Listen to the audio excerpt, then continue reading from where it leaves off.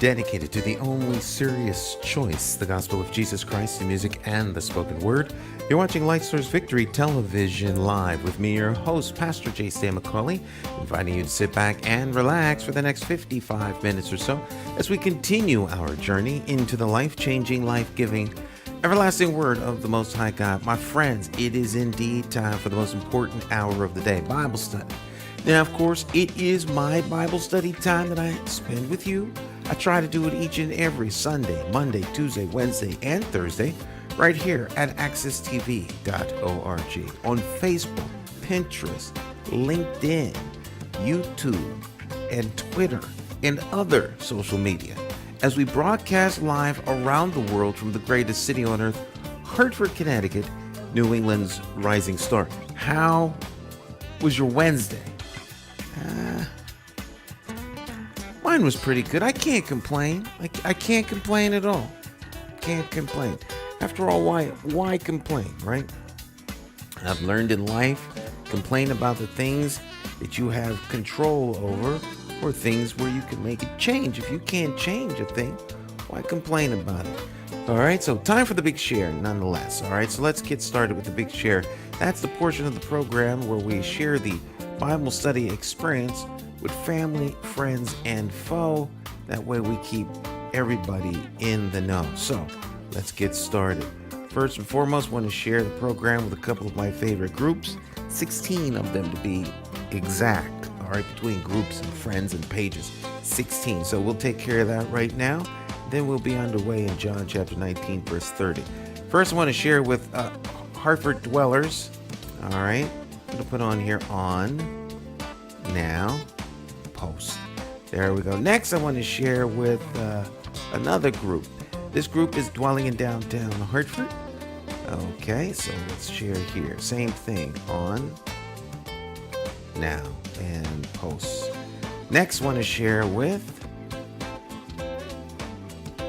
another group. I grew up in Hartford, Connecticut, no comma, on, now. There we go, post. All right, next group I want to share with is downtown Hartford dwellers. All right, on, now, post. Okay, onward we press. Takes a little while, but we're getting there. That's right. Next one to share with, you're probably from Hartford, Connecticut. On now, post. Next group want to share with is, let's see here, independent thinkers. On now, post. Next group. Let's see here, independent ministries of the living God. On now, post. All right, next one to share with another group. That group would be, let's see here, independent thinkers, yeah, ministries like City Fathers. On now, post. Next group want to share with, where they do that at, in the city of Hartford, Connecticut. There it is. There we go. On now, post. There we go. Next group I want to share with is Community Block Watches, right? Oh, wait a minute. AccessTV.org Virtual TV Network Group. That's the network's Facebook group. And we have to share with them, right? On now, post. All right, so next we want to share with another group. Let's see, that would be Community block. Oh, New England Women and Men of God on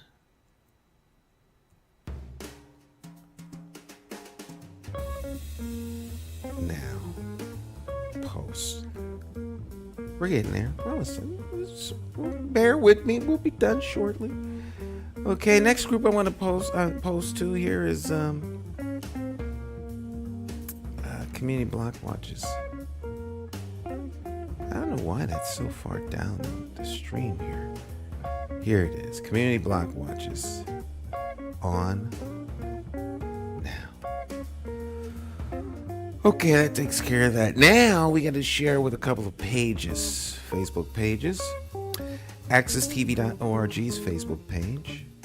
Next page I want to share with is the Connecticut Black News Network. Share. Next, we want to share with page Light Source Victory Television's Facebook page. That only makes sense, right? Share. There we go. And then next, I want to share with a friend. We share with family, friends, and foe. That way, we keep everyone in the know. So, a friend, one friend.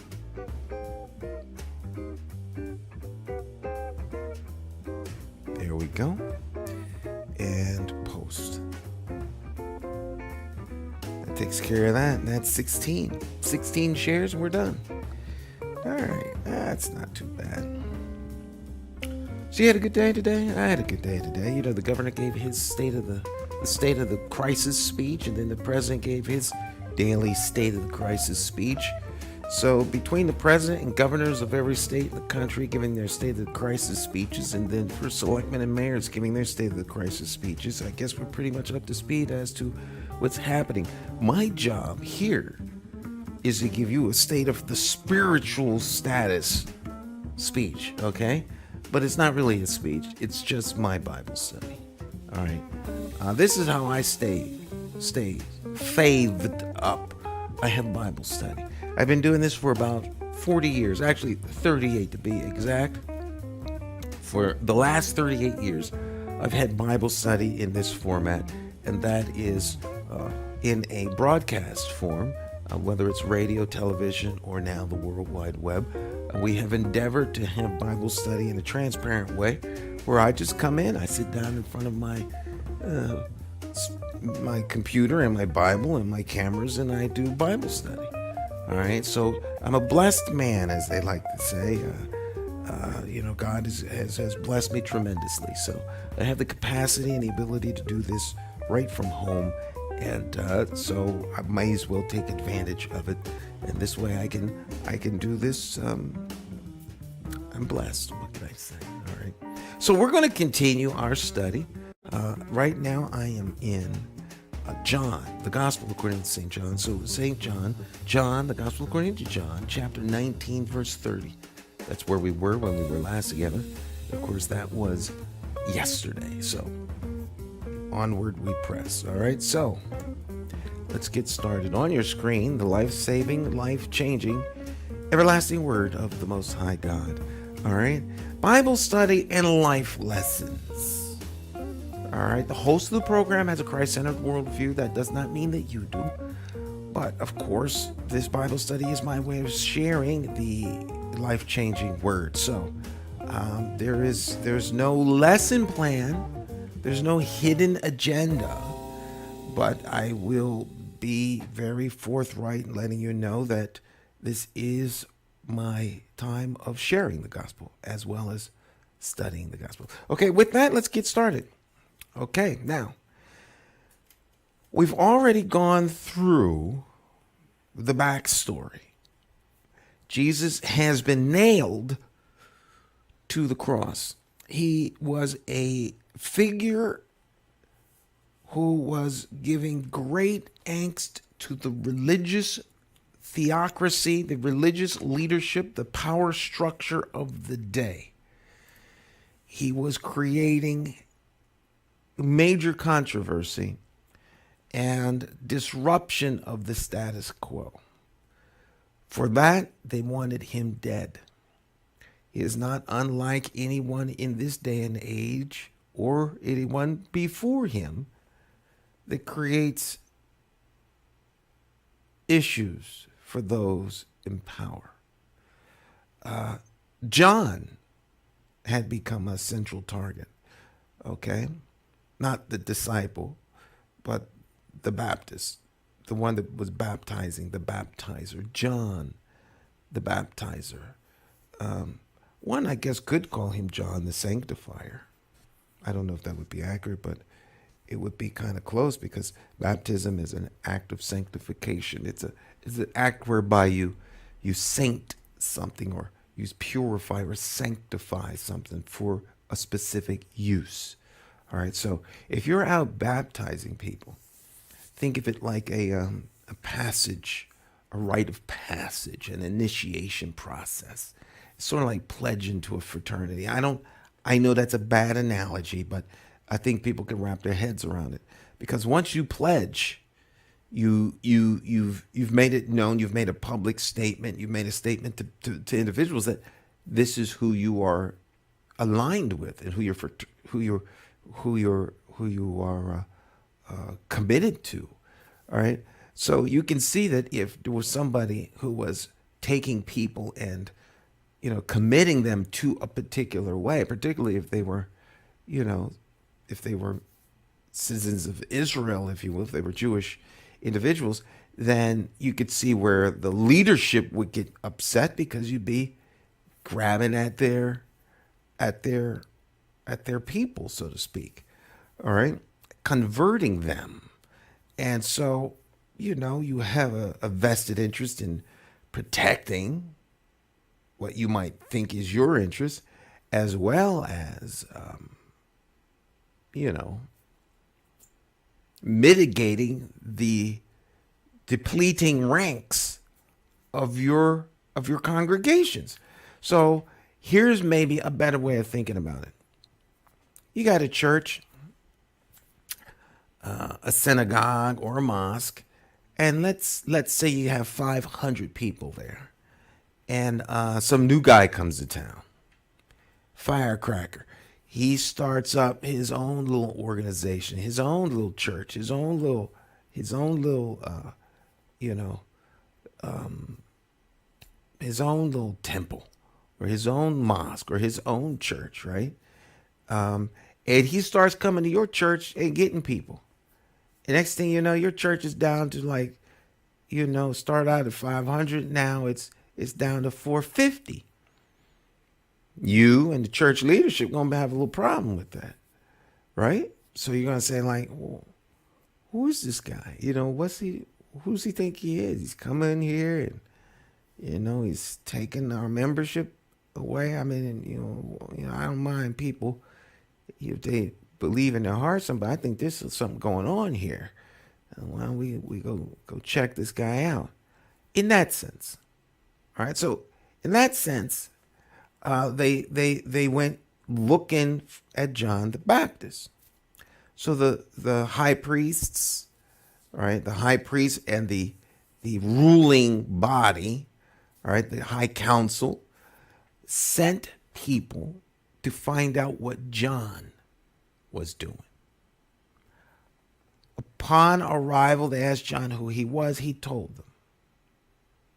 They asked him, "Are you the Messiah?" He said, "I am not. But I am one who is making the way for the Messiah. I am one who is telling people about his arrival. He is soon to come. That is why I am out here. I am out here for the specific task of identifying the Messiah, because God told me that I would see him, or her, or whoever, and, as I baptize people, the person whom the Spirit descends would be the one."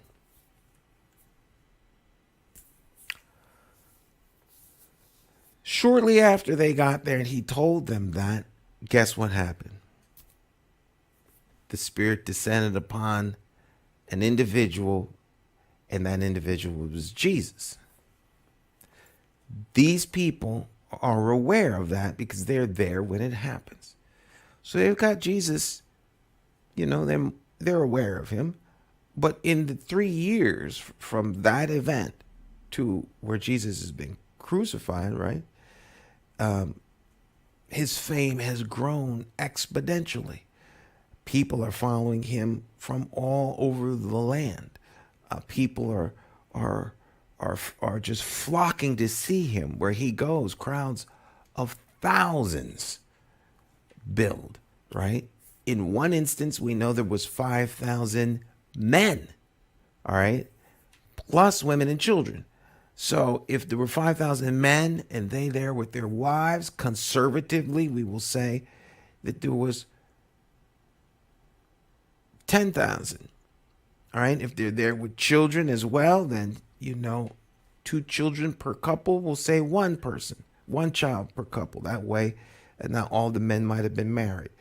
Okay. And some might have had more than one child. Others might have had no kids. So we'll round it off to 15,000. So 15,000 people. Imagine 15,000 people coming to see, this guy who's just walking around. He's not traveling by, limousine, stretch limo or anything. He's back when they didn't have stretch limos. So I want you to put some flesh and blood on the time in human history that this event took place.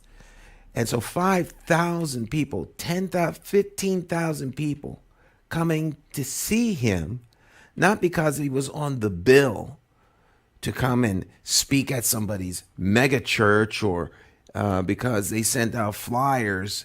The Messiah will be here next Tuesday at 5 o'clock. He would just go. And where he would show up, the word would get out that he was there and people would come. So not only did his presence draw people, when they came, they went back and talked about him. So everybody knew about Jesus. There was a buzz about him. So that when he showed up someplace, they already knew, they'd already heard, and they would run down to see him. Okay. That was a huge disruption because Jesus was claiming to be the Son of God. He was claiming to be the Word of God in the flesh.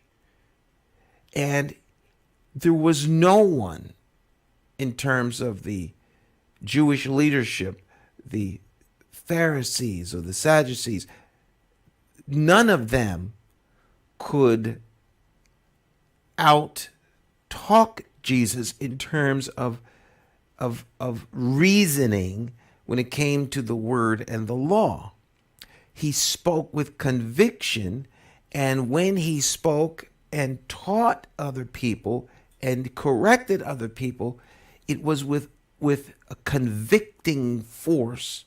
Okay, so he wasn't like judging people, but what he said had such truth, such laser sharp truth, such the point of the sword truth, that when he would tell them a thing, it would cut right to the bone. It would cut right to the heart. It would pierce. Okay, so they were put back.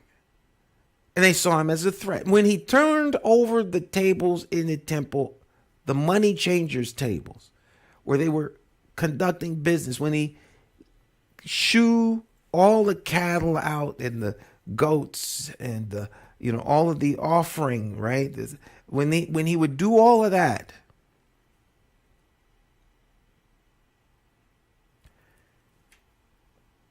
when he did that, it was over. At that point, they determined we need to do something about him. We need to neutralize him, right?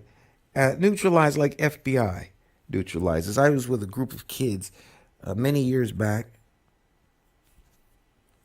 There's not a young man anymore, but one of the hosts of a program that was done here on our network, Jonathan Small, who was the producer of All About You, as well as Face to Face, which you can still see episodes of on our network. Okay. But he was in the 5th grade when I first met Jonathan. In the 5th grade. Okay. I was volunteering at Clarence Barber Elementary School. And the class that I was volunteering with, Miss Cody's class, we went to we went to we went to Washington D.C. It was in the 6th grade at that time, though. But we went to Washington D.C. and one of the places we went was to the FBI. And one of the children asked the FBI tour guide, "When do you kill people?" And the man said, "The FBI does not kill people."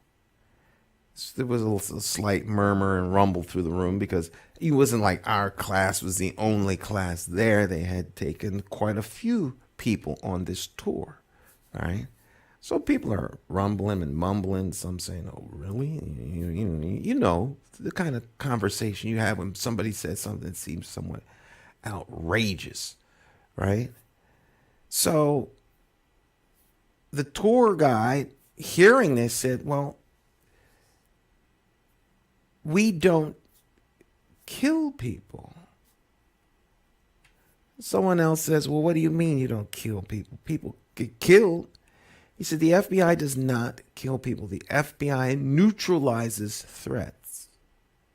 If in the process of neutralization an individual dies, then that was the level of force necessary to neutralize the threat."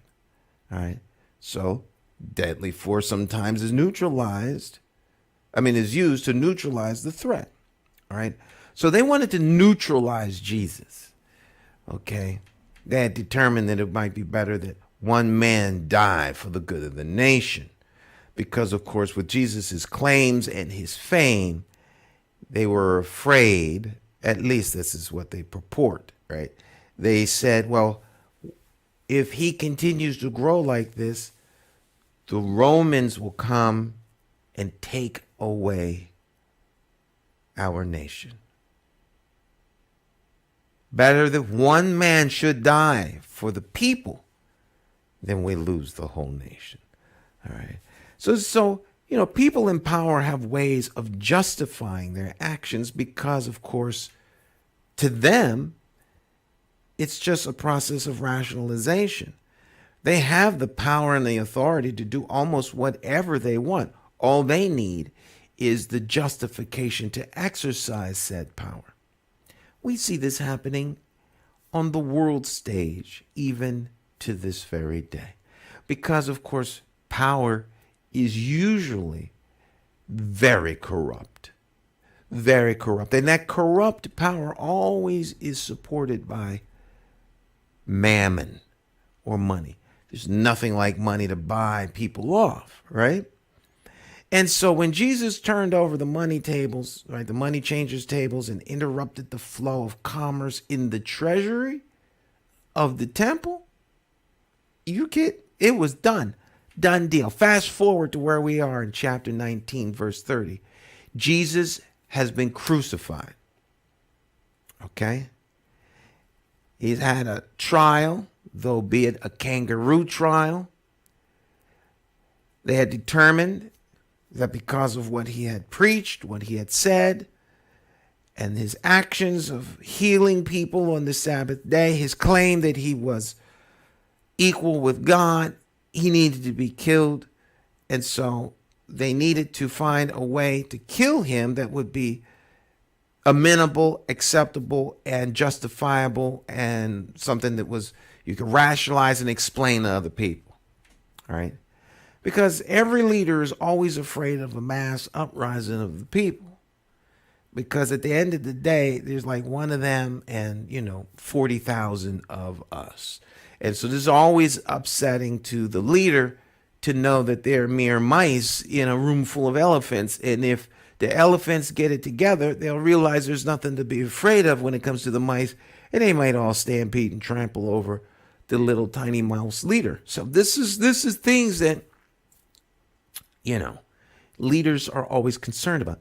So they were always concerned that the people of Israel would rise up and really rally behind Jesus and attack them which is why they never actually arrested Jesus whenever he was at the temple. He would go to the temple on a regular basis. He would preach in the temple. He would teach in the temple. He would reason in the temple.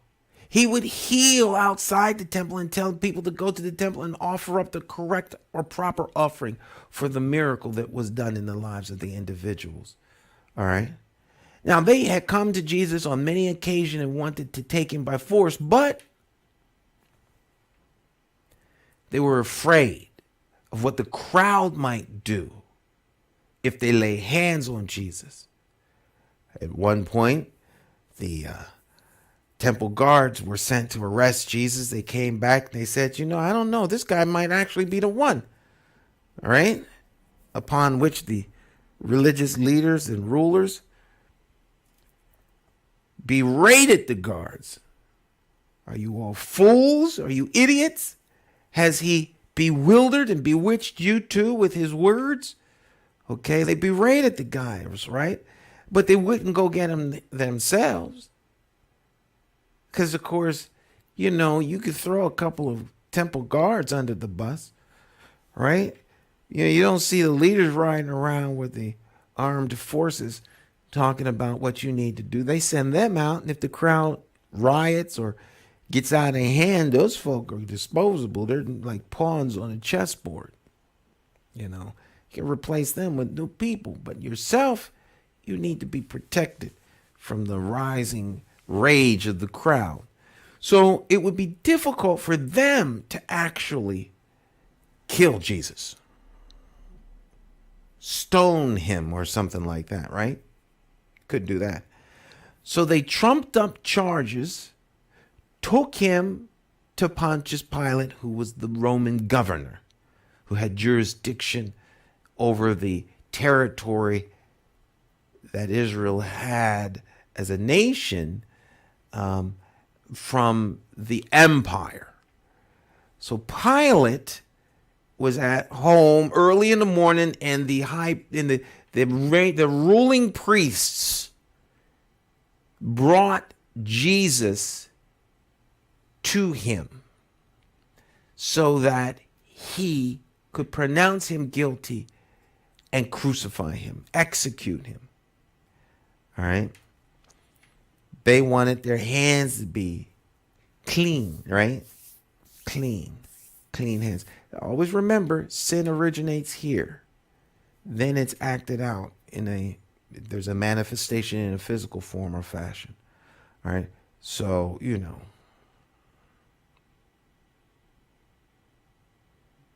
you might not have pulled the trigger, but you hired the hitman.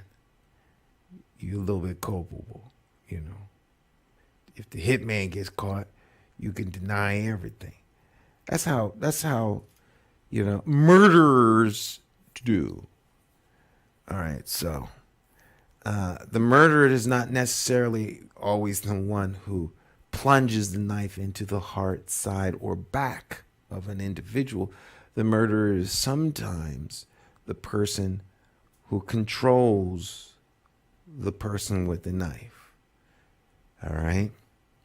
So they take Jesus to Pilate.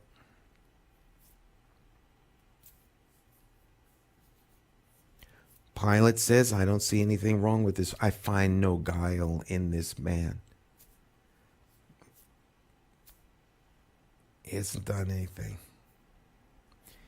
He is guilty. We said he's guilty. Well, what has he done? What do you mean, what has he done? He's guilty. That's all you need to know. Pilate interrogates him, tortures him. All right. He is slapped, around. He's mocked, ridiculed. Nothing that's done to him causes him to break his character in terms of who he is. There's no guile in him, so there's no guile going to come forth. All right? He's innocent. Pilate comes back. Look, I beat the dude, slapped him around. We mocked him. We ridiculed him. I oversaw all this, and there's nothing wrong with him. He's not guilty of anything. I've mistreated an innocent man, and he's not guilty of anything. I'm going to release him to you. You do what you want with him. I release, as is your custom for your Passover celebration, one criminal. That's the custom. I'll pardon anybody you want. Why don't you take him? I'll pardon him, okay? No. Crucify Jesus. Give us Barabbas. He was a robber, a thief, right? Give us Barabbas. The New Living Translation called him a revolutionary. All right? No, he was a thief and a robber. Make no mistake about it.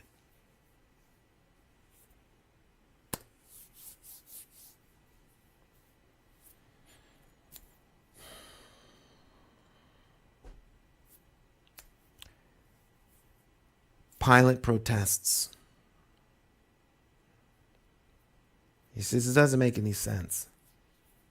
I'm going to release him. They double down. By they, I mean the religious high council. They say he claims to be a king. He's the Son of God. If you don't crucify him, we're going to tell the emperor that you allow him to establish a kingdom as a divine entity in defiance of Rome. Now Pilate is deeply troubled. Deeply troubled.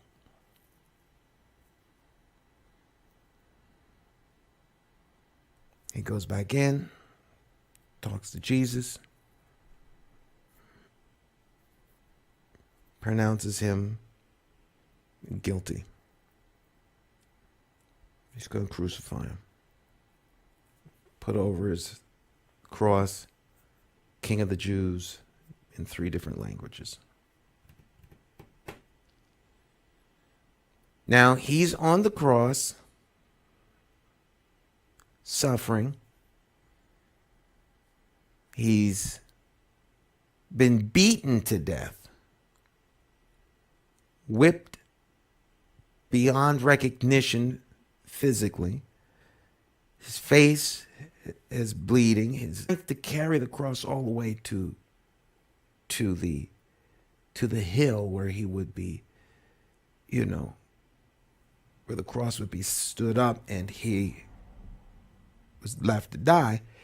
So, another man, a slave man, took the cross for him.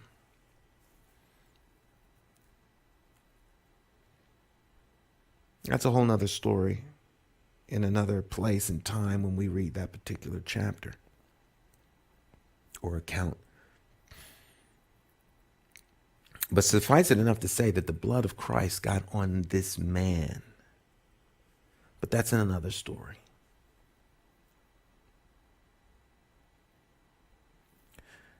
So, Jesus is on the cross.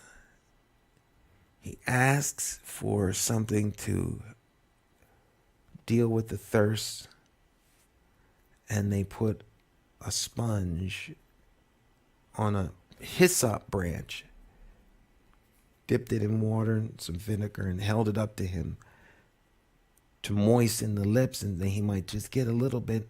And after that, he bowed down his head and gave up the ghost. So now Jesus has technically died.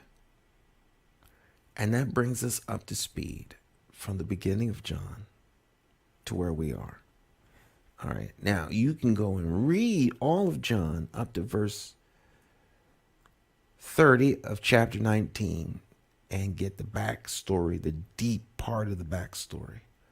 But make no mistake about it. Jesus claimed to be the Son of God. He claimed to be one with God. He claimed to be the voice and the earthly manifestation, of God. It is the singular reason why he's been crucified. All of this happens hours before Passover begins.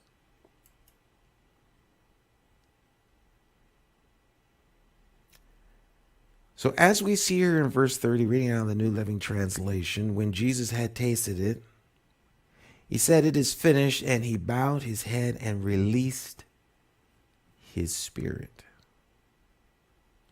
Chapter 19, verse 31. It was the day of the preparation, and the Jewish leaders did not want the bodies hanging there the next day, which was the Sabbath, and a very special Sabbath, because it was the Passover. All right, now understand, if you get a piece of paper, if you have to, where's our scrap paper? We have scrap paper for such occasions as this.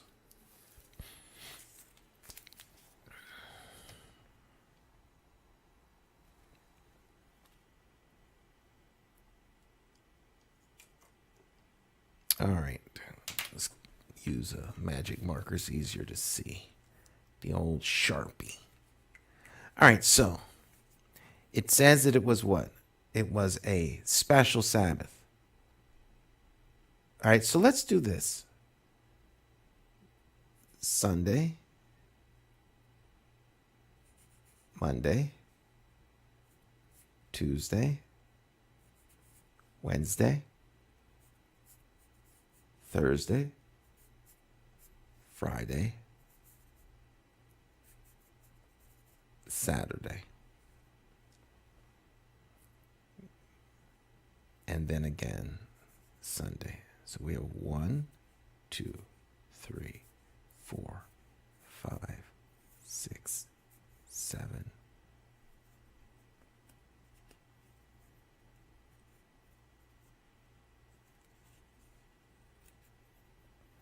8. All right, so we have 7 days, right? Which one could call 8 days. Here's a clipboard. Let's cross the room. That's a great place for the clipboard. It's not where it belongs. Oh,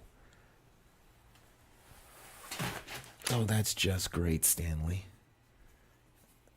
Well, we'll do this here. It wasn't where it belonged. It was on this chair here, and there was stacks of papers on that chair that were important that I need to go through that are now on the floor. But that's okay. All right, so here's the days of the week. Now, we know that Saturday is the Sabbath day, right?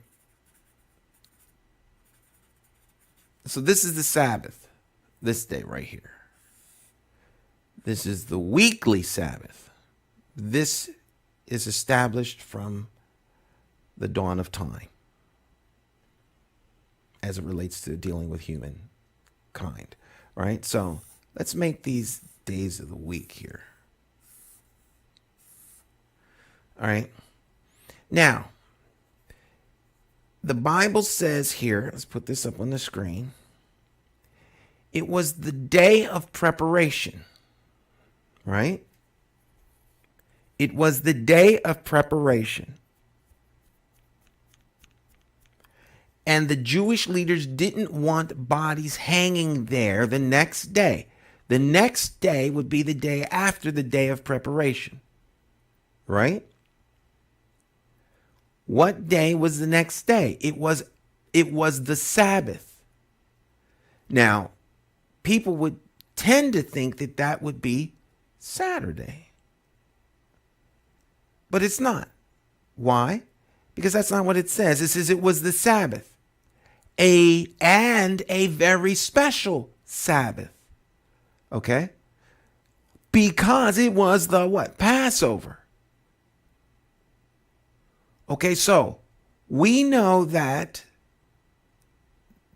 this Sabbath day could be a different day from Saturday because the Passover day is also a Sabbath day.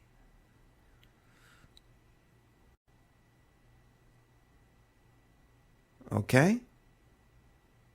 Let's read this out of the King James.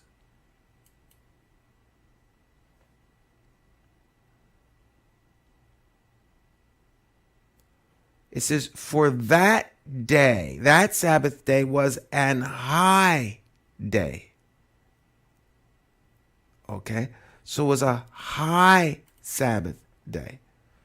So there were more Sabbath days than just the weekly Sabbath.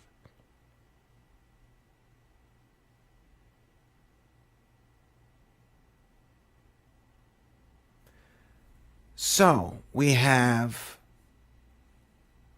I'm going to tell you, I'm not going to take the time to do it now because it's a whole program. Wednesday is this day that we're talking about right now is Wednesday. This is the day before. Day before. Oh, take that down so I can see. Thank you. Day before. All right. So this is the Sabbath day. I mean, this is Passover. And this is a high Sabbath. This is weekly Sabbath. All right. Day 1, day 2, day 3. And on this day, Jesus is gone. All right. So he rises on the Sabbath day. So there's 3 days of Sabbath. Talk about divine manifestation, 3 summer divine manifestation. All right. And on Sunday, when they get there, the first day of the week, Jesus is gone.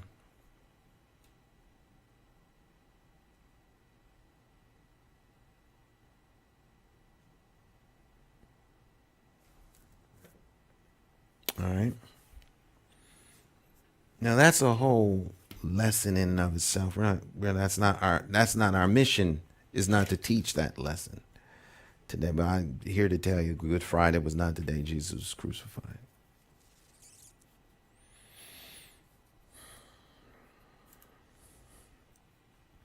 It was the day of preparation, and the Jewish leaders did not want the bodies hanging on the cross there the next day,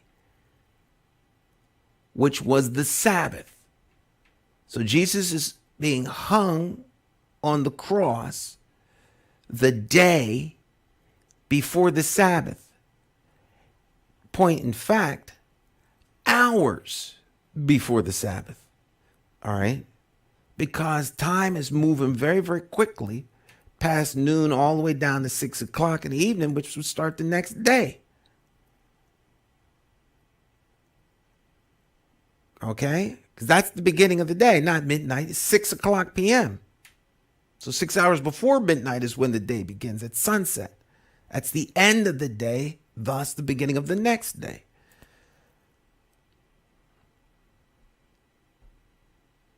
That day was the Sabbath day. It was the preparation before the Sabbath, preparation day of the Sabbath, when they went and took Jesus to the high priest's house, and from there to the high priest, and then on to, to the father-in-law, then the priest, and then over to Pontius Pilate. So Jesus has been crucified. Now he's on the cross. He's dead. And the Jewish leaders want to get on with business. All right, let's finish this up. Tomorrow is Passover. We don't need people in town seeing these folk dead on a hill overlooking the town. It's just unseemly. That's, in essence, what they're saying. They want them taken down. These guys had tremendous power. They had the power to get Jesus crucified. They had the power to take the crosses down. I mean, these are people of substantial means and power. They were like sub-governors, if you will. They ran the nation of Israel.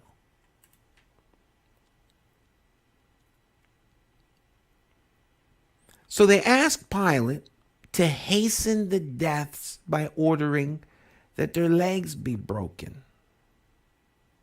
All right? I want you to put some flesh and blood on that. They hastened to death, their legs be broken.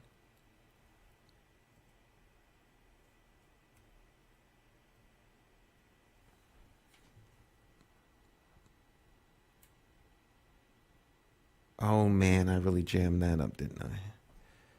Where are we? 8:19. I jammed this up big time. All right, we got to go back. We got to go out of here. John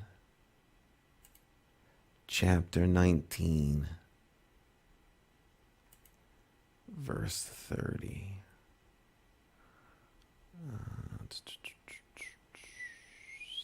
I think that's 30. That's verse 20.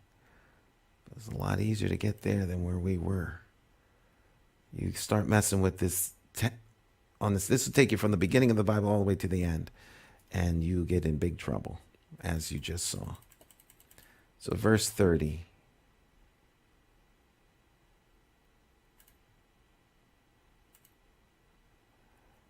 All right, that's like, it doesn't reduce the size of the font, because that's not I can't get the whole thing on the screen there. So we'll reduce the size of the font. You should be able to read that. Can you read that? Well, let me see. Why, I have a phone so I can see this.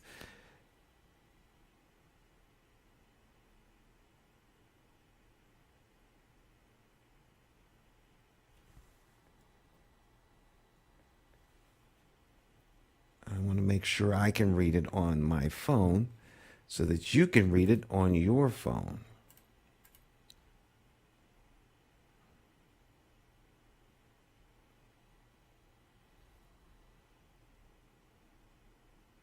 Okay, yeah, you can read that still. All right, I'm gonna make, because the font, if this font is too small, and most people watch this on their phones, then it's not practical. Okay, so they asked Pilate to hasten their deaths by ordering that their legs be broken. Then their bodies could be taken down. Wow. These guys have been sentenced to death. They're out there suffering. It could take weeks for them to die. Well, certainly days. We have business to take care of, like religious celebration. It's the high holy days. And you got the dead people out there hanging on the cross. That's not going to work. Can you kill them sooner? Or just, if you break their legs, they'll go into shock, they'll die, and then you can take them down. But that's what they're asking. That's what they're asking. They're not like, can you humanely give them something that will cause them to go into a deep sleep? No. Go break their legs. Break their legs, right? So if you took a person and tie them, right? Because normally people weren't beaten to death and put on the cross. They were just tied to the cross. Jesus was nailed to the cross because they were afraid that he could get off, that his supporters might come in the nighttime and untie him, and he could escape. So they nailed him to the cross so it would be impossible to get him off of it. So they nailed him not in his hand, because the body weight would tear through the fingers and you drop off the cross. Okay.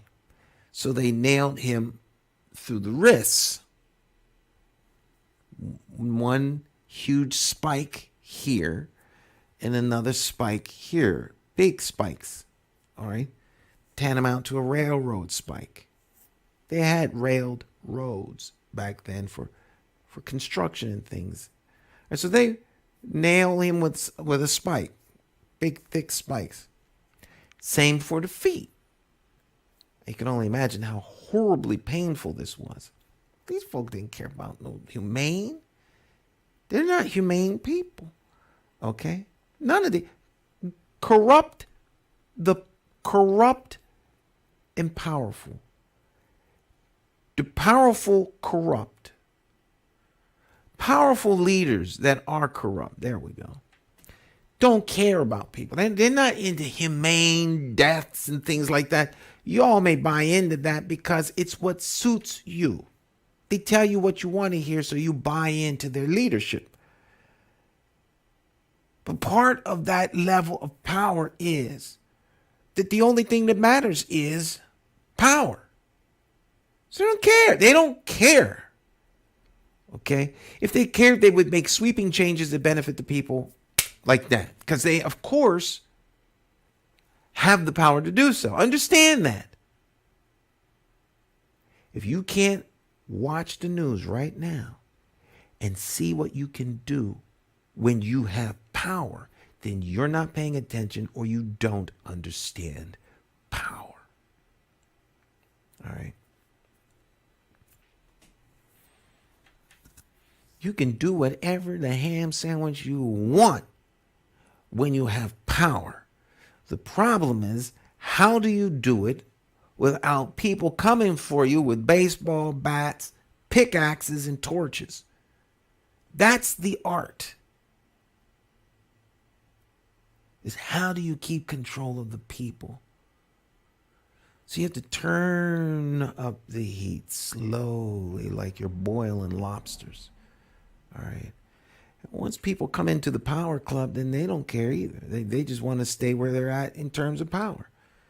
And if you're not willing to be, of the ilk that puts out lies and takes in cash, then you're not going to ever be able to join the club. It's not personal. It just is.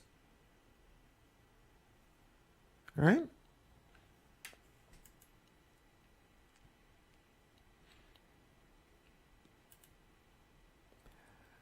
So the other two guys hanging on the cross, hanging on their own cross alongside of Jesus, they've not been beaten. They've just been tied by rope to the cross so that they could die a horrible death. That's what crucifixion was meant to be. State-sponsored terroristic act of comply or die. That was the whole purpose, to make a public statement that you understood. If you don't want to toe the line, you'll be up there with the rest of those folk. At any time, anywhere in the empire, if you don't do what you're supposed to do, we will kill you. All right? We'll kill you. We have no problem killing you. All right, so that's what the crucifixion was all about. So these guys have been up there, mere hours. They're nowhere near dying. Jesus, though, he looks pretty bad. After all, there's a sign above his cross that says, King of the Jews. And everybody's coming to town and they're gonna see him up there. Okay? That's the middle of the night when they brought Jesus to Pilate. There's some folk that might talk, but we could always tamp the talk down, tell people don't speak about it. But with folk coming into town for the Passover, that's the last thing we want them seeing. We can't have that. I'm just laying it out. Okay? So they order, Pilate orders that their legs be broken. And these guys are conscious, alert, and they're going to break their legs. Can you imagine the pain of having your legs broken, brutally broken. And then the pain puts you into shock, heart attack. If you'll die, you know. So the soldiers came. Listen to this. Listen to this. So the soldiers came and broke the legs of the two men crucified with Jesus. But when they came to Jesus, they saw he was already dead, right? Because he gave up the ghost. He said it is finished. So they didn't break his legs. So they broke their legs. Not just one leg, but both legs. Broke their legs. These guys are on a cross. What do you do? Take a beam? Break their leg? What kind of human mind breaks somebody else's leg? And it's ain't but a thing. That's cold-hearted, just sadistic, evil person. Okay? Oh, we're going to break your legs. We're going to break your legs. And then I'm going to go home and eat.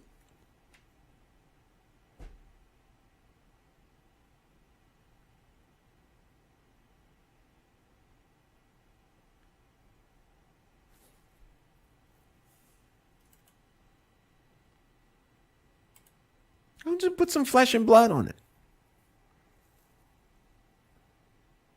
It wasn't like these guys came and said, oh my God, I'm so sorry. I have to do this. I really don't want to do this. I feel bad because, it's going to be so painful for you and you're already suffering on the cross.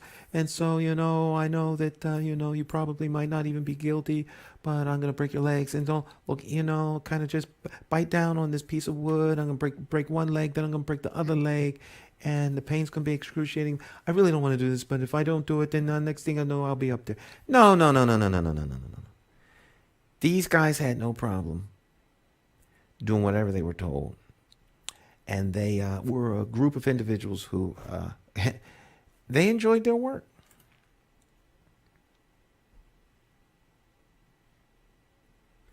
And Jesus was already dead. So one of the soldiers, right, however, pierced his side with a spear, and immediately blood and water flowed out. He's dead. Are you sure? He's dead. Are you sure? So he pierces him with a spear. Blood and water flow out. He's dead. He's dead.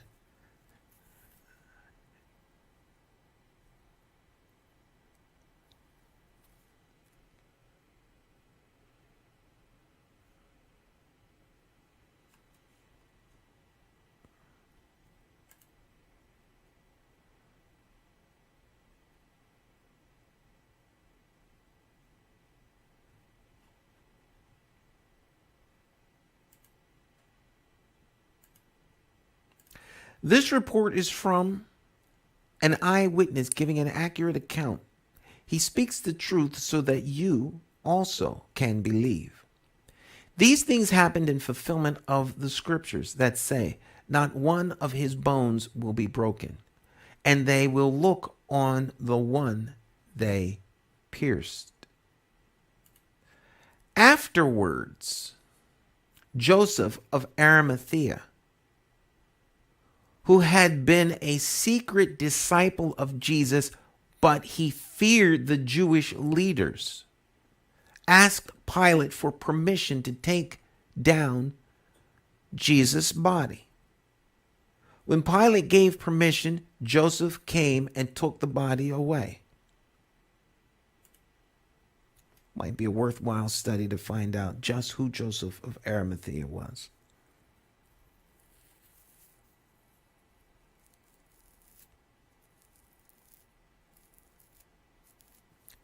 But suffice it enough to say he had the capacity to go to Pilate and get Jesus' body. He wasn't just some regular Joe on the street. He had to be considered someone of extreme importance, extreme wealth, or power. Because after all these priestly folk came and threatened Pilate, do you think Pilate would just release him to just some any old body? So he had to be someone who was in the circle of these folks. But he, like Nicodemus, was afraid of the Jewish leadership. Now, these people, as I keep running into the ground, the point, were extremely corrupt. All right? They were corrupt, not because they were Jewish. They were corrupt because they were corrupt human beings. Like Pilate was corrupt, like the soldiers were corrupt, like many modern day Pharisees who call themselves pastors in churches today are corrupt. Like many elected and appointed officials are corrupt.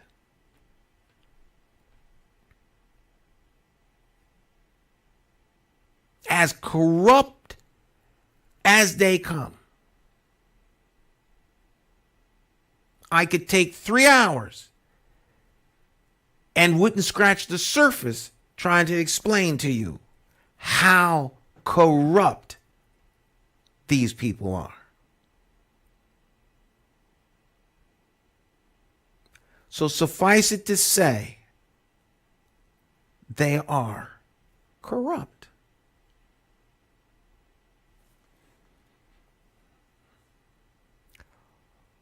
So he didn't want to say nothing because he didn't want to wind up dead. All right? He would either be killed, heavily sanctioned, ejected from the circle of those who are in favor, lose his position of power and prestige, run out of town, stoned to death, maligned.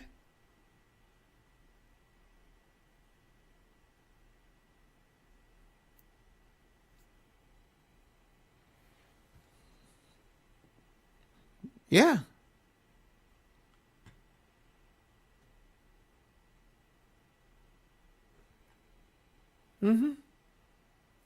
It's like being a member of the Medellin drug cartel and you decide you want to, tell folk about, you want to go on the straight and narrow. You're tired of being a member of one of the world's most powerful, international crime syndicates. And you just figured, you might just step aside, get you a nice little place in America and just chill.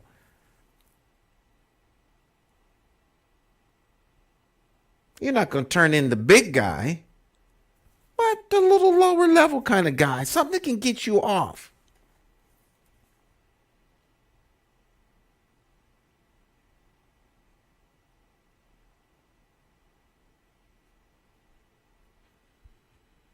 Yeah, you're part of El Chapo's corp, Joaquin Guzman. You're like, you're not like in the inner circle, but you're up.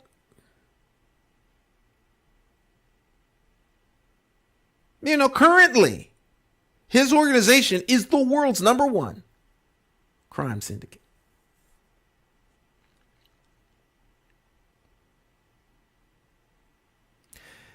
And, you think you're going to step away from that? These folk were just as corrupt. You have to understand, you don't have to be the leader of an international crime syndicate to be corrupt. If point in fact, the best place to be is at the head of some corporation or an elected official. Something that's got the surf on the surface looks clean.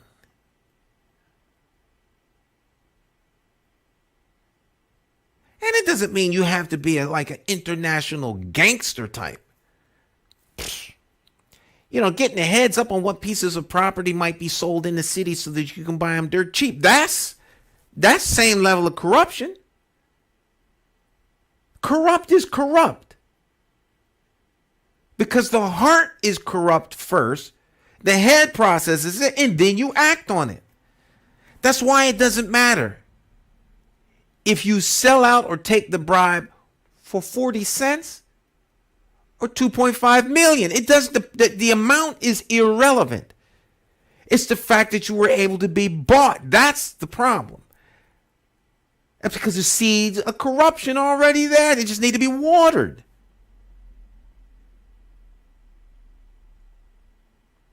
So it's not like the level of corruption. Well, my corruption is a little bit less than his. Right? Well, he didn't murder 80 people.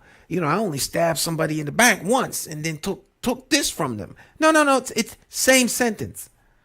Because it's all sin. You see, you understand? That's how sin works.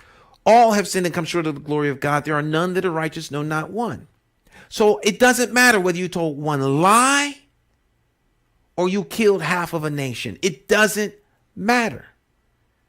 You miss the mark. It's like running out of air for 30 seconds that turn into 4 minutes. Because when you run out of air, you run out of air, right? And so it doesn't really matter. You ran out of air.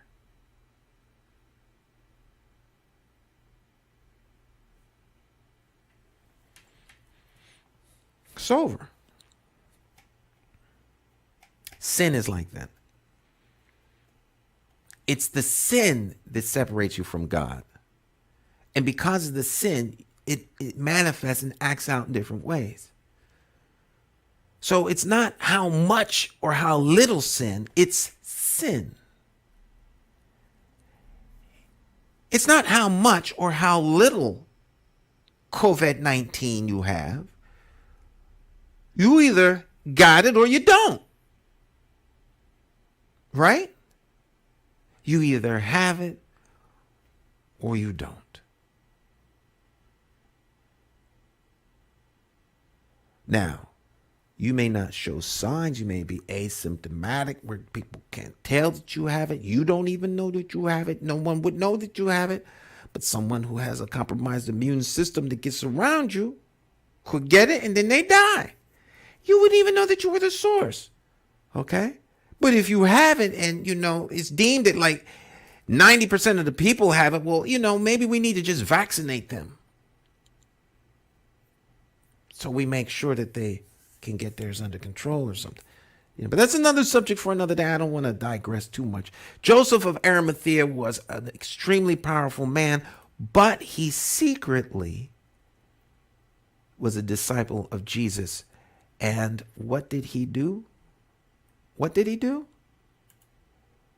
When push came to shove, he went and he asked Pilate for Jesus' body. That's a hard thing to explain away, because at some point he's going to have to give an account. See, when you're a disciple for Jesus, you can be secret, you can be undercover, you can hide out for a little while, but the fact still remains.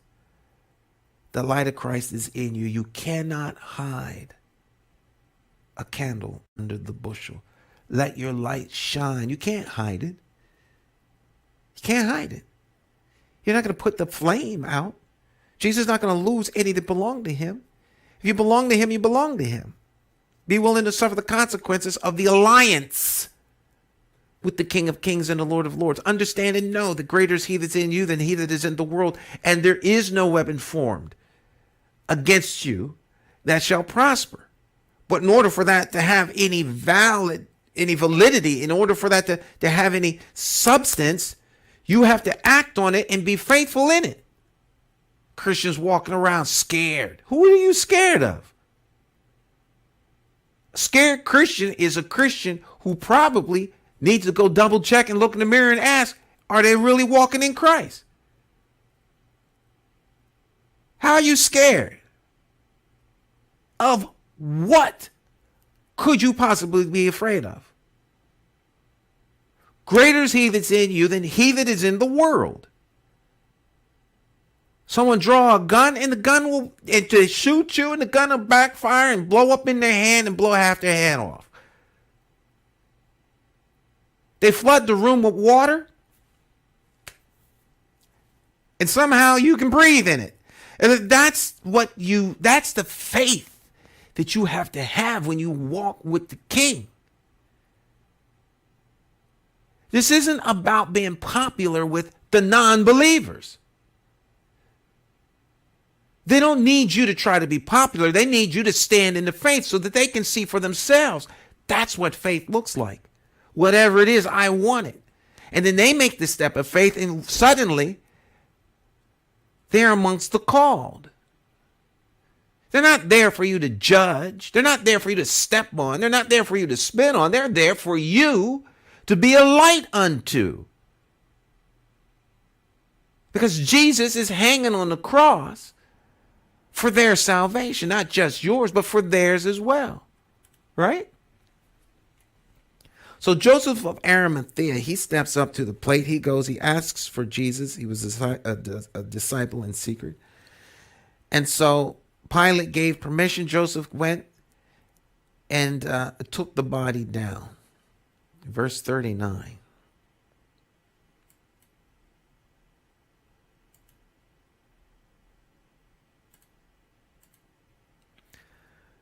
With him came Nicodemus. Now remember Nicodemus? Nicodemus was the guy who came to Jesus by night, right? Well, it says that. He came with Nicodemus, the man who had come to Jesus at night. Remember him? Rabbi, we know that you art a teacher come from God. What does a man have to do in order to be saved? Jesus said, you must be born again. Nicodemus said, born again? What do you mean? Shall a man enter into his mother's womb a second time and be born again? Jesus scolded him, told him, look, are you a ruler of the Jews and you know not this thing that I talk about? If you can't understand earthly things, how can you understand things of a spiritual nature? Then he explains to him what it means to be born again. That which is born of water is of the earth, and that which is born of the spirit, right? He talks about two different types of birth. There's a natural birth, and then there's a spiritual birth. To be born of the water is the mother breaks water before the baby is born, right? Born of the water, born of the flesh, and then born of the spirit. He must be born again, being born of the spirit. Newness of life comes when you put your faith in Jesus. God credits that faithful act as righteousness. Then you receive the Holy Spirit as a down payment upon the purchased possession. This happens for us because we're on this side of the resurrection. For them, it hasn't happened yet. But they're looking forward to the coming of the Messiah. Those that were looking forward to the coming of the Messiah and see him for who he is, by grace are they saved. Pause. So digress and re-preach the message. So he brought 75 pounds of perfumed ointment made of myrrh and aloe. That's expensive. 75 pounds.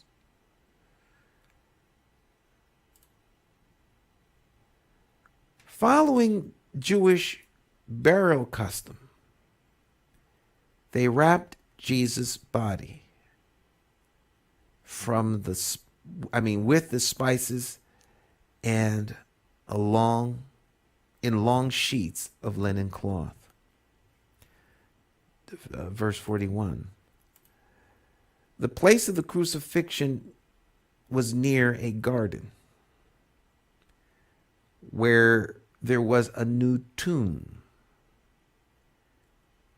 never used before. And so, because it was the day of preparation for the Jewish Passover, and since the tomb was close at hand, they laid Jesus there. Early on Sunday morning, all right, so days have passed, all right. Early on Sunday morning, while it was still dark, Mary Magdalene came to the tomb and found the stone had already been rolled away from the entrance.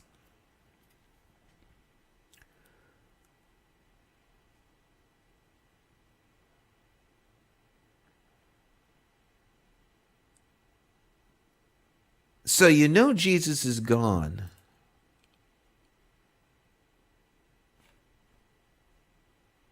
early Sunday morning. You can go backwards 3 days.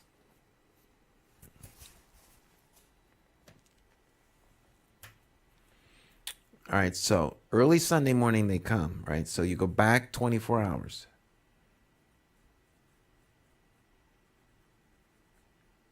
Right? Back. Right? Back. 3 days, 24-hour periods, not parts of a day.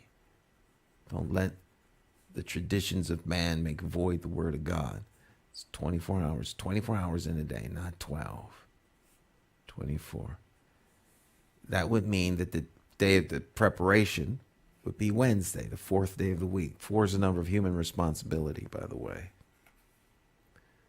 The 5th day is the day of Passover. Jesus becomes the Passover lamb. 5 is the number of what? Grace. All right.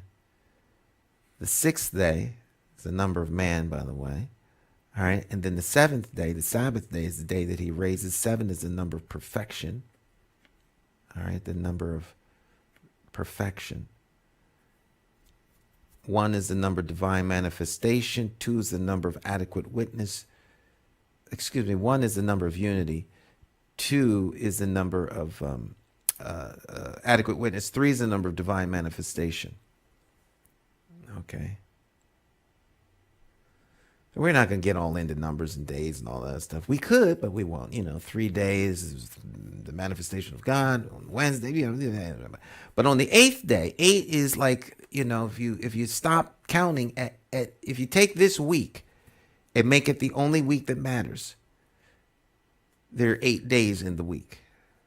On the 8th day, the first day of the week, 8th day, if you add this day, 2, right? So it'll be 1, 2, 3, 4, 5, 6, 7, the Sabbath day.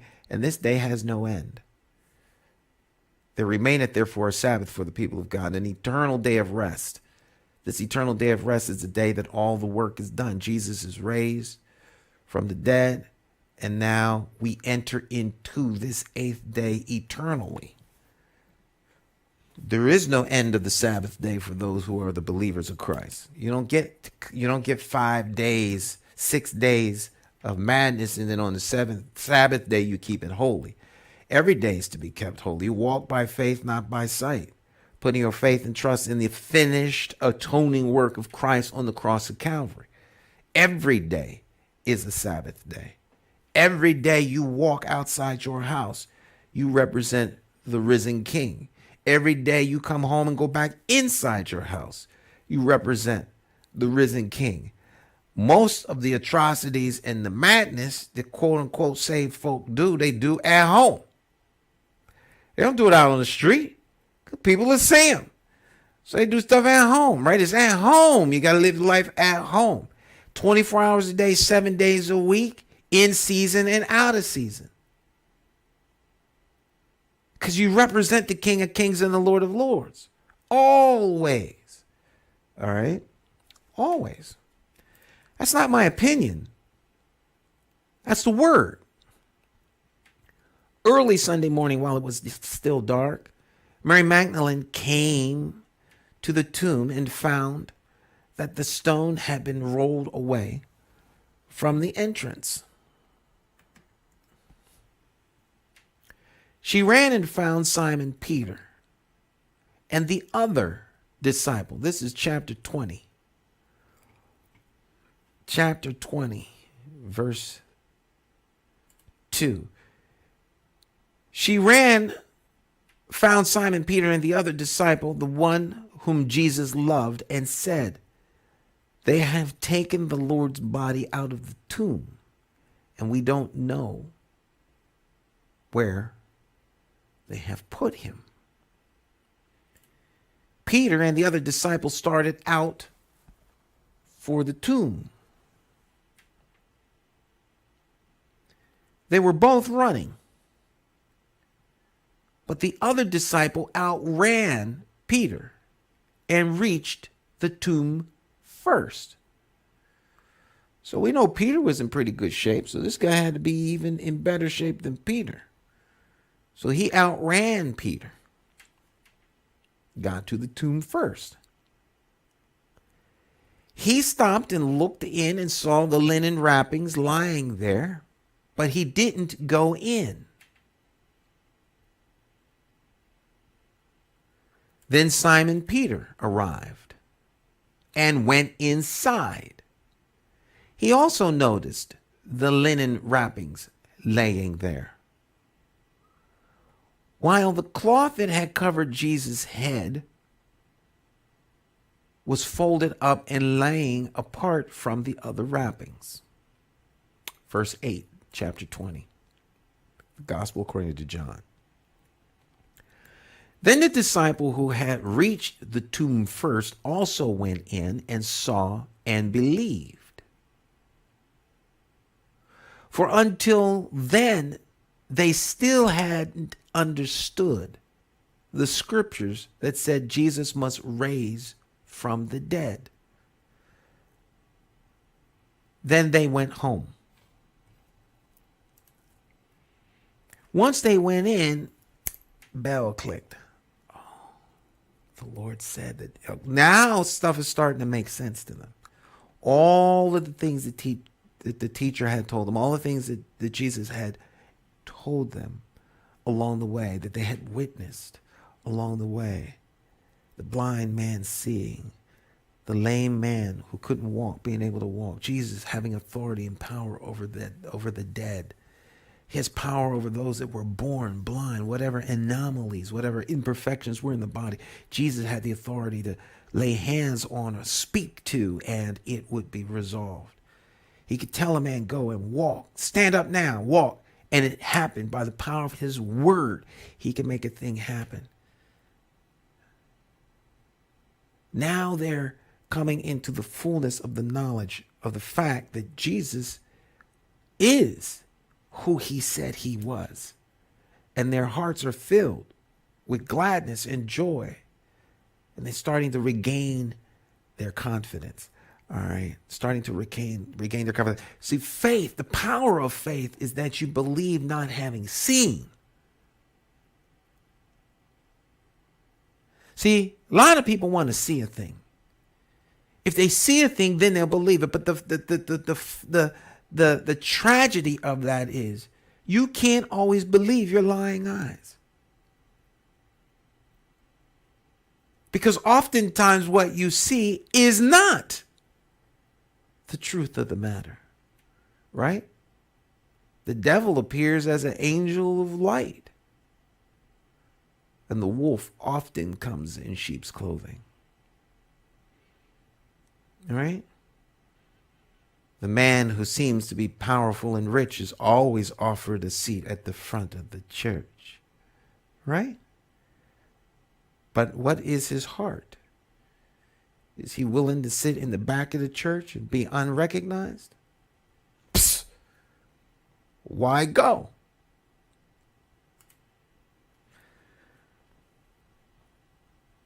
Mary was standing outside the tomb, crying, right? Those two guys went home, but Mary is still there, and she's outside the tomb, crying. And as she wept, she stooped and looked in. She saw two white-robed angels, one sitting at the head and the other at the foot of the place where the body of Jesus had been laying or lying. "Dear woman, why are you crying?" the angel asked her. Because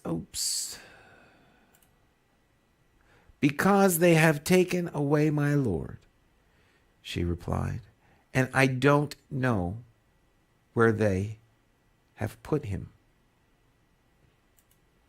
She turned to leave and saw someone standing there. It was Jesus. She didn't recognize him. "Dear woman, why are you crying?" Jesus asked her. Who are you looking for? Verse 15, chapter 20, John. Gospel of John, chapter 20, verse 15.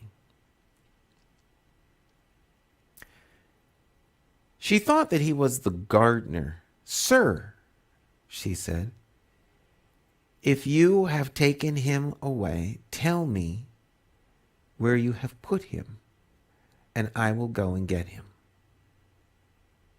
Mary, Jesus said. She turned to him and cried out, Rabboni, which is Hebrew for teacher. Don't cling to me, Jesus said, for I haven't yet ascended to the Father.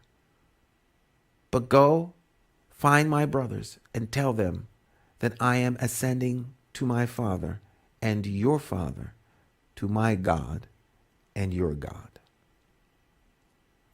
Mary Magdalene found the disciples and told them, I have seen the Lord.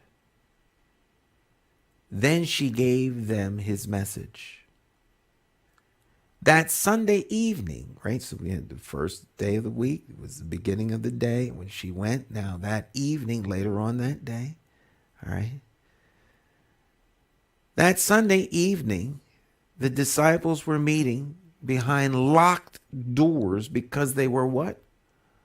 Afraid. Of who? The Jewish leaders, the leadership of the day, the religious leadership, the theocracy, the power elite that ran Israel. All right? Not the people, the leaders. The leaders.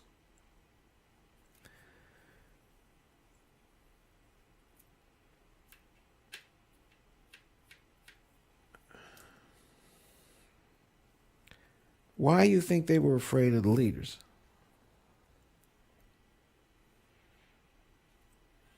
You see, they wanted all of the folk that was associated with Jesus dead. They wanted Lazarus dead. Most certainly these 12 pose a serious problem, will they? The 11, because of course Judas Iscariot sold out Jesus and them for 30 pieces of silver.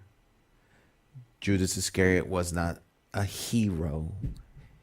He didn't do some task that needed to be done in order for Jesus to come to prominence. Don't let anyone teach that to you. Don't believe that. That is, as they say, a lie from the pit of hell. That's just, there's no substance to that.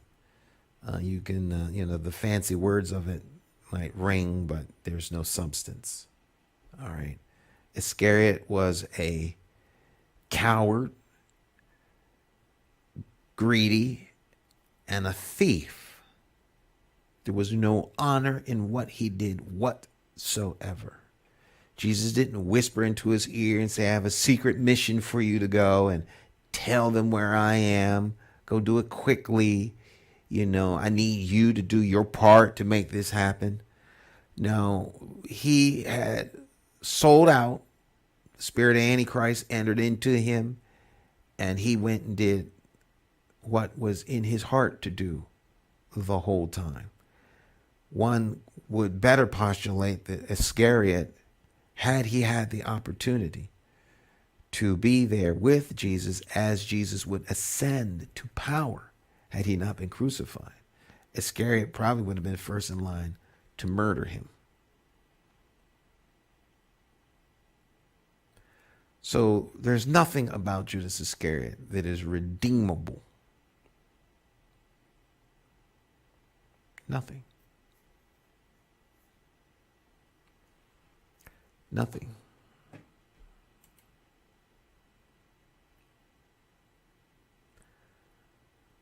So they were afraid because there was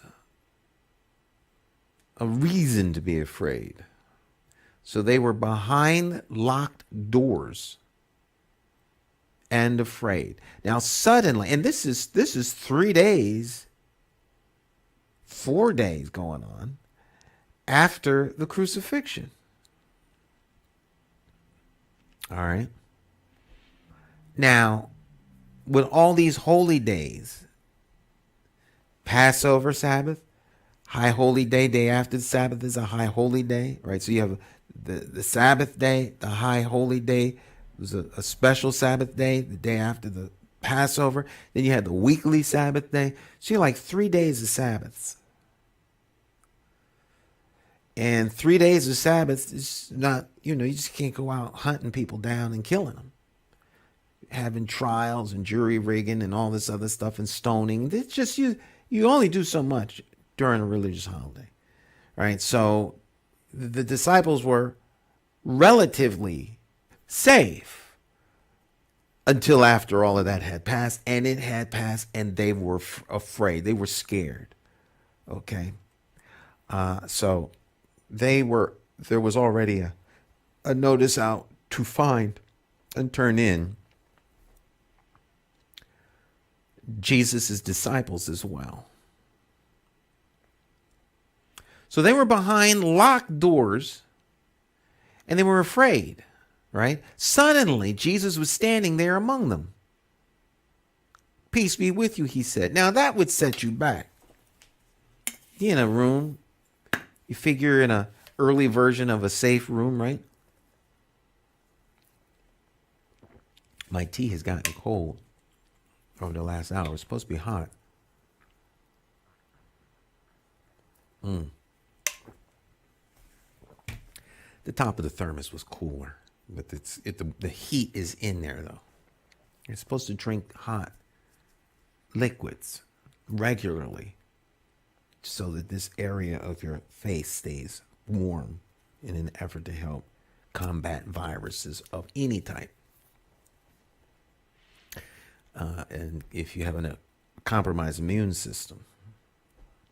All right, but if you stay alkalized and walk by faith,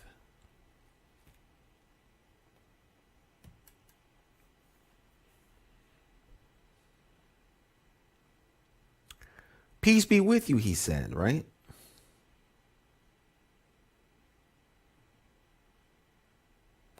Jesus is on the inside of the locked room. Any of y'all pick up on that? Jesus is inside. The room is locked. He didn't knock on the door and say, hey, it's me.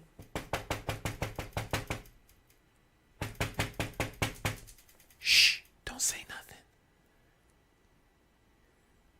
It might be the Jehovah's Witnesses. Shh, don't say nothing. Pretend we're not here. It's probably the Mormon disciples. Don't say anything.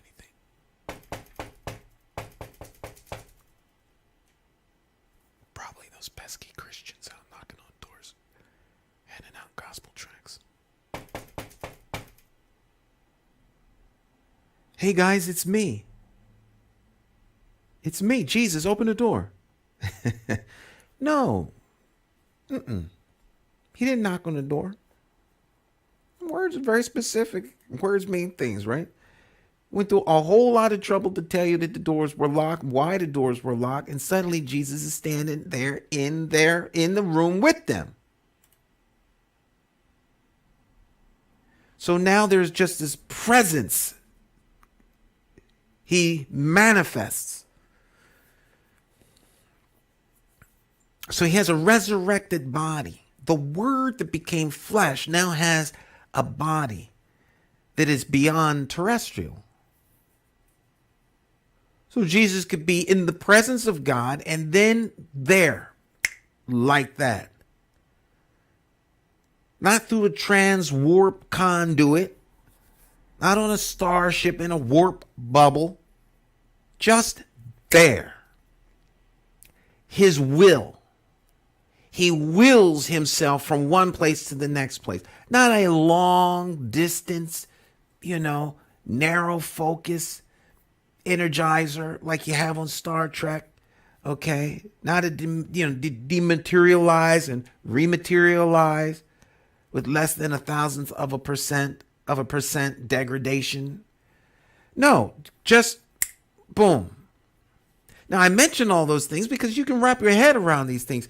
100 years ago, it was totally foreign concepts. Some of the things we take for granted today because of the movies we have and ideas and the technology we have and the possibilities that we have. So it's not that far a stretch that someone of his capacity,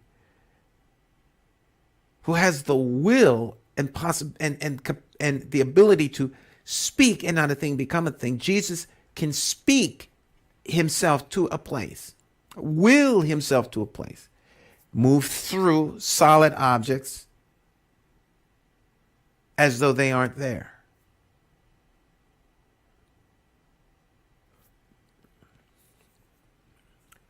One thing that one could consider would be something that we're all familiar with as a result of the Star Wars saga,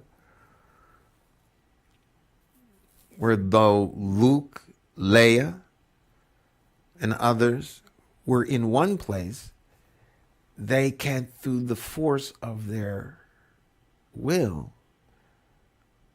cause themselves to be in another place, though they emanate from someplace else. And those are just mere mortal human beings. So if in concept you can wrap your head around it because of the movies you see, why is it so difficult to believe that Jesus could be in the room all of a sudden? That's the God you serve, and as such, what are you afraid of? What could you possibly be afraid of?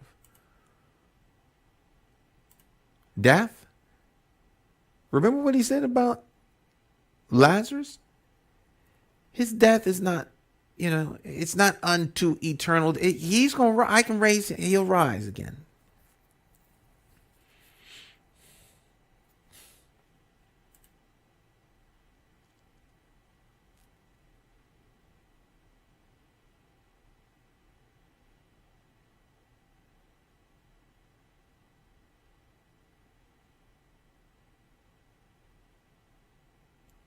As he spoke, he showed himself, as he spoke, he showed them the wounds in his hands and his side.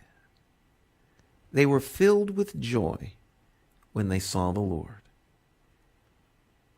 Again, he said, "Peace be with you. As the Father has sent me, so I am sending you." Then he breathed on them and said, "Receive the Holy Spirit. If you forgive anyone's sins, they are forgiven. If you don't forgive, or if you do not forgive them, they are not forgiven." That's a very, very, very, very, very, very, very powerful statement. That's like the authority of an ambassador. You speak on behalf of he who sent you, as Christ spoke on behalf of those, of he who sent him. You speak on behalf of they who send you. Just a very powerful statement, particularly for those of you who have ears to hear. One of the disciples, Thomas, nicknamed the twin, was not with the others when Jesus came. They told him, "We have seen the Lord." But he replied, verse 25, but he replied, "I won't believe it unless I see the nail wounds in his hand, put my fingers into them, and place my hand into the wound in his side." The term doubting Thomas comes from Thomas. Thomas all full of doubt. Doubting Thomas. Oh, let us go with the Lord and die today. He just full of doubt. Doubter.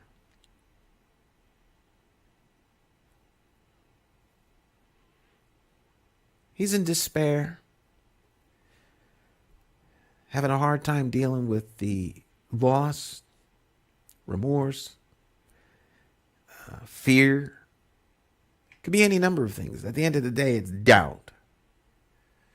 Okay? Nothing can separate you from the love of God. Nothing. There's no reason to have doubt. Circumstances may be what they are, but that's not a justifiable reason for doubt, because doubt is fear. Fear, doubt, disbelief. That cancels faith. Now, either you have faith or you don't. Doubt. His attitude is give it up. Give it up, guys. Come on. You must think I'm a fool. It's over. It's over. All right? He's dead. Iscariot hanged himself. I mean, you know, just stop. Stop. Stop. Stop. Just leave me alone. Leave me alone. That's his attitude. 8 days later, the disciples were together again. All right. 8. What is 8? 8 is the number of new beginnings. 8 days later, right, the disciples were together again, and this time Thomas was with them. The doors were locked, but suddenly, as before, Jesus was standing among them. Peace be with you, he said.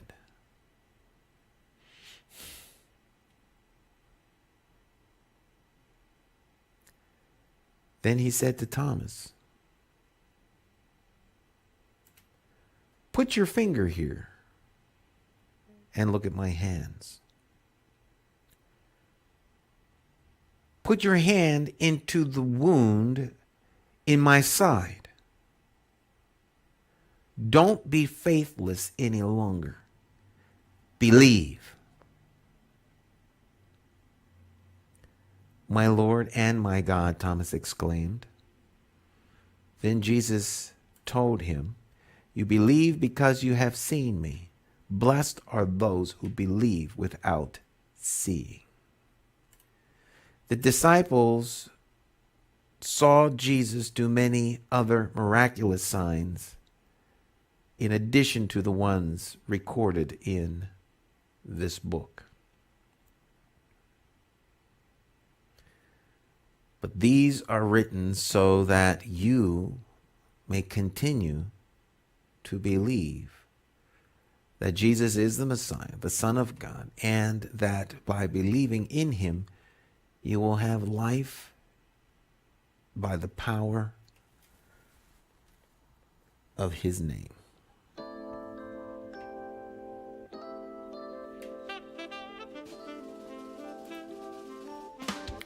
Amen? Amen. That, my friend, brings us to the end of our Bible study for today. We'll pick it up tomorrow. We'll do it all once again. We will be back. We will be back. We don't have to say Lord willing, because we know the Lord wills that we will be back. Right? I know. Because God had given me a prophecy that ain't come to pass yet. So I know I'll be back. I know it. I can say it with confidence. I hope you'll be back as well. It's my Bible study time that I spend with you. As I said, we try to do it each and every Sunday, Monday, Tuesday, Wednesday, and Thursday, right here at accesstv.org. You can see us on Facebook, Pinterest, LinkedIn, YouTube, and Twitter. If you missed any portion of the program, just now tuning in, or if you're just tuning in, the program's over. But you can always go back to the beginning of the program and watch it from the beginning. Been here for 1 hour, 45 minutes, and 11 seconds into the program, and we will continue and press our way. All right, tomorrow. So tune in. Remember, my friends, when it's all said and done, the only thing you need to know is this fact, and that, of course, is that Jesus Christ is Lord of Lords and King of Kings. He alone saves and changes lives. Won't you call on his name today? Allow him to be Lord of your life. God bless you all. Keep you strong in the faith. And remember, tell somebody about Jesus. Amen. God bless you. Love you, Hartford.